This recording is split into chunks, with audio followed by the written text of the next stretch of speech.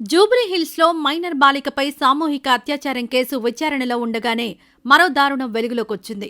రవాణా శాఖలో ఎస్ఏగా పనిచేస్తున్న మహిళపై అదే డిపార్ట్మెంట్కు చెందిన ఒక హోంగార్డ్ అఘాయిత్యానికి పాల్పడ్డాడు.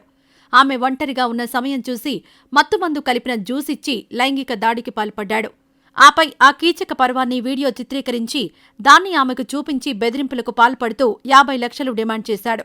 వీడియో బయటపెడతాడనే భయంతో నిందితుడు చెప్పిందల్లా చేస్తూ వచ్చిన బాధితురాలు అతడితో విసిగి వేసారి చివరకు పిల్లల ముందు, తోటి ఉద్యోగుల ముందు, అత్తింటి వారి ముందు పరువు పోయే పరిస్థితి రావడంతో పోలీసులను ఆశ్రయించారు. దీంతో ఈ దారుణం వెలుగులోకొచ్చింది. బాధిత మహిళకు 2018 జూన్లో ఖమ్మం ఆర్టీఏ కార్యాలయానికి బదిలీ అయింది.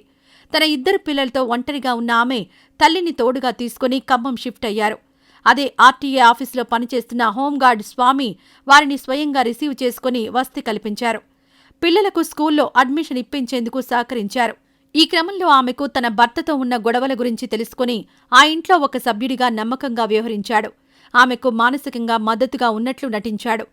మనసులో దురాలోచనతో అవకాశం కోసం ఎదురుచూస్తున్న హోంగార్డ్ స్వామి ఒకరోజు ఆమె తన ఇంట్లో ఒంటరిగా ఉన్న సమయం చూసి పండ్ల రసంతో వచ్చాడు. ఆ జ్యూస్లో అప్పటికే మత్తు పదార్థం కలపడంతో అది తీసుకున్న ఆమె వెంటనే స్పృహ తప్పి పడిపోయింది.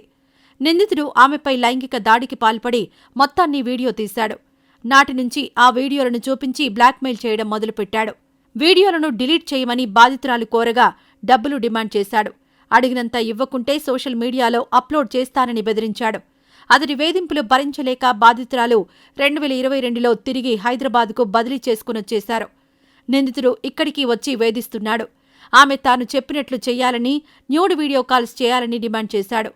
బాధితురాలు అతడి ఫోన్ నెంబర్ బ్లాక్ చేయడంతో ఆమె తల్లి మొబైల్కి 100 కొద్దీ కాల్స్ చేసి పంపించాలని ఒత్తిడి చేసి హింసించడం ప్రారంభించాడు. పోర్న్ వీడియోలు చూసి అందులో ఉన్నట్లు చేయాలని బెదిరించాడు. ఆ కాల్స్ అన్నీ రికార్డ్ చేసి ఆమె పిల్లలకు, తల్లికి వినిపిస్తానని, వీడియోలు చూపిస్తానని బెదిరించాడు. బాధితురాలు అతడి ఫోన్ నెంబర్లు అన్నింటినీ బ్లాక్ చేయడంతో అకస్మాత్తుగా ఒకరోజు ఆమె ఆఫీస్కే వచ్చాడు. కార్యాలయంలోని సిబ్బంది అందరికీ చూపిస్తానని ఆమెను బెదిరించాడు. ఆమె ఎంతలా అభ్యర్థించినా అతడు చెప్పిన పనులు చేసినా వేధింపులు అలాగే కొనసాగించాడు. పదే పదే అభ్యర్థనలు చేసిన తర్వాత అన్ని వీడియోలను తొలగించి ఆమెను విడిచిపెట్టేందుకు 50 లక్షలు డిమాండ్ చేశాడు. ఆమె ఆఫీస్ ఫైళ్లను తీసుకెళ్లి ఉన్నతాధికారుల ముందు దోషిగా నిలబడతానని బెదిరించాడు. ఇక చేసేదేం లేక బాధితురాలు జూబ్లీహిల్స్ పోలీసులను ఆశ్రయించింది. నిందితుడిపై చట్టప్రకారం చర్యలు తీసుకోవాలని కోరింది. ఆమె ఫిర్యాదు మేరకు కేసు నమోదు చేసుకుని దర్యాప్తు చేస్తున్నామని, నిందితుడిని అదుపులోకి తీసుకుని విచారిస్తున్నామని ఎస్ఐ ఎస్ రాజశేఖర్ రెడ్డి తెలిపారు.